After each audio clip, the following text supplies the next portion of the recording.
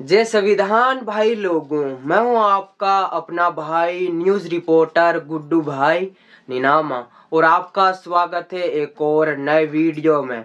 भाई लोगों, आपने बहुत सारे नेताओं का भाषण सुना होगा, जैसे कि राजकुमार, रोत, अशोक भील, मांगू दादा, जय कृष्ण पटेल और जीतूबाई कटारा, बाबूलाल खराड़ी, मन्ना लाल रावत, कमलेश्वर डोडियार जी, ऐसे बहुत सारे नेताओं का भाषण आपने सुना होगा। लेकिन आपने प्रोफेसर डॉक्टर जितेंद्र कुमार मीणा जैसा भाषण ना सुना होगा। इनके भाषण में एक अलग ही अंदाज है। मतलब इन्होंने अपने एक खतरनाक भाषण में केंद्र सरकार और राज्य सरकार की इनकी पोल खोल दी।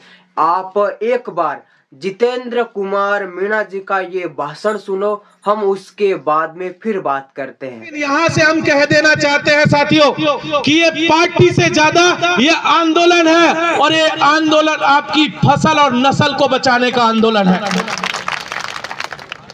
अगर आपकी फसल बचेगी, अगर आपकी नस्ल बचेगी तो हम सब बचेंगे, अन्यथा कुछ नहीं बचेगा। जिस तरीके से ये लोग आपस में लड़ाने की कोशिश करते हैं, कभी भीलों को मीणाओं से लड़ाते हैं, कभी मीणाओं को गुजरों से लड़ाते हैं, कभी दलितों को किसी और से लड़ाते हैं, कभी हिंदू को मुसलमान से लड़ाते हैं। आज की तारीख में पूरे देश में जिस तरीके की नफरत की फसल बीजेपी ने बोई हुई है, आए दिन हम सब ने देखा कि कभी किसी मस्जिद के ऊपर, कभी किसी चर्च के ऊपर, कभी किसी गुरुद्वारे के ऊपर हमारे बच्चों को चढ़ा दिया जाता है। कहा जाता है कि तलवार लेकर के चढ़ जाओ, हिंदुत्व की रक्षा करनी है। लेकिन हम यहाँ से कह देना चाहते हैं कि हमारी लड़ाई तलवार की लड़ाई नहीं है, हमारी लड़ाई कलम और कॉपी की लड़ाई है, हमारी लड़ाई संविधान की लड़ाई है।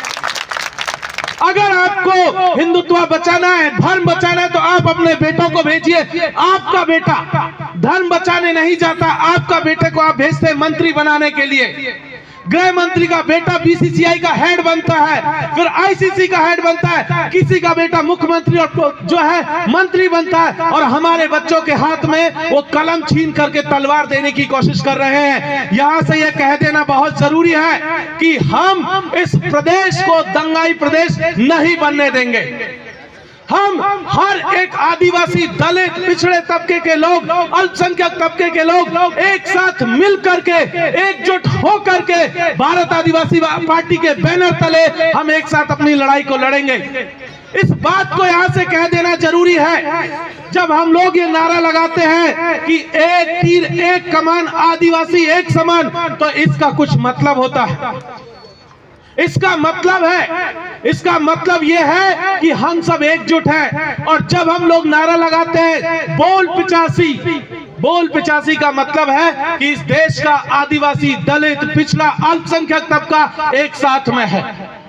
वो जो दूसरी तरफ 15% बचते हैं ना, उन 15% को दूर रहने दीजिए।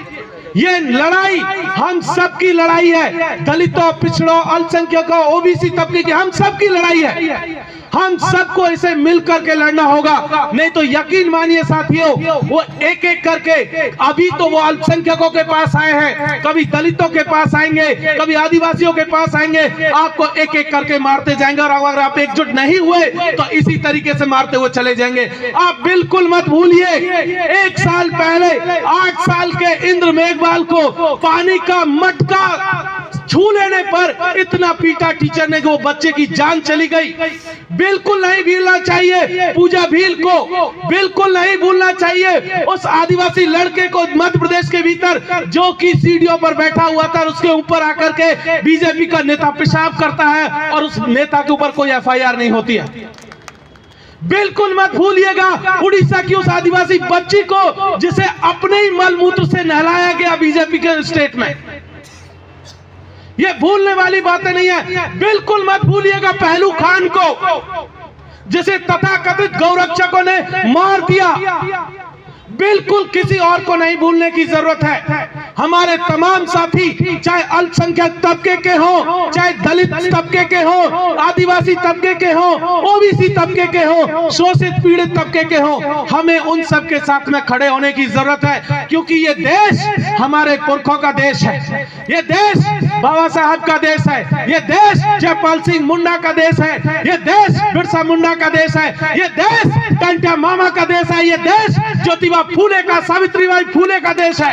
ये देश हमारे उन तमाम पुरखों का देश है जिसे बनाने में वो नींव की तरह खप गए हैं, और इस देश को बचा करके आगे ले जाने की जिम्मेदारी साथियों आपके कंधों पर है, हम सबके कंधों पर है। ये तो सिर्फ एक नाम है, आप सबको एकजुट करने का, आप सबको एक साथ लाने का, लेकिन लड़ाई जिन लोगों के साथ आपकी है उनके पास धन बल भी बहुत है, बाहुबल भी बहुत है। वो शरीर से ताकतवर हो सकते हैं, पैसे से ताकतवर हो सकते हैं, लेकिन याद रखिएगा, अगर आप एकजुट रहे, आप एक साथ रहे, तो आप उनसे ज्यादा ताकतवर है। इस देश में 1947 के बाद में जो है रानियों के कोख से राजाओं का जन्म होना बंद हो चुका है। इस देश में संविधान से कोई व्यक्ति चुना जाता है, इस देश में संविधान से लोग चलते हैं। इस देश का संविधान है जिसके आधार पर सबको चलने की इजाजत है। रानियां चली गई, पटरानियां चली गई, कौन कहां धूल खा रहा है किसी को पता नहीं है।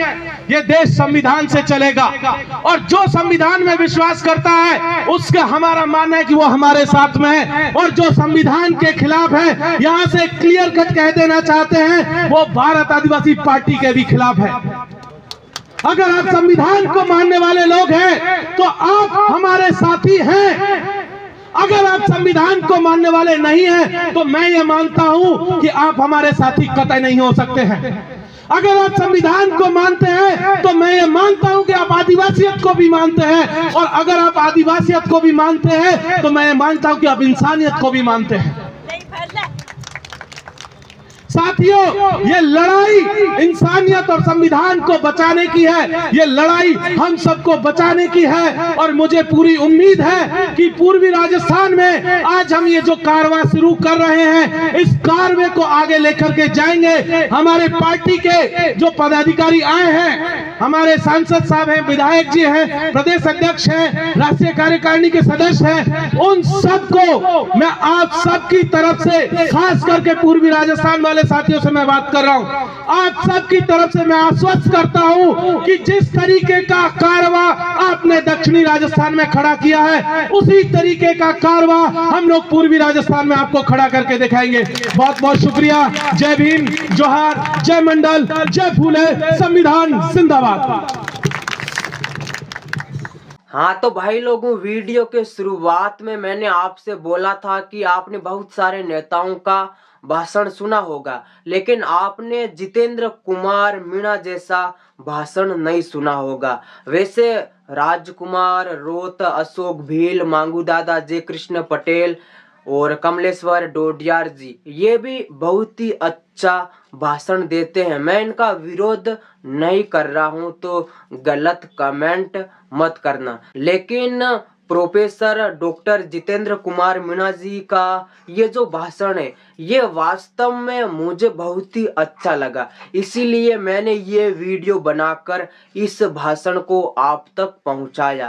कमेंट करके बताना कि ये भाषण प्रोफेसर डॉक्टर जितेंद्र कुमार मीणा जी का ये भाषण आपको कैसा लगा, मुझे जरूर बताना। और इस वीडियो को लाइक कर देना, चैनल पर नए तो सब्सक्राइब कर देना, और एक बढ़िया सा कमेंट कर देना।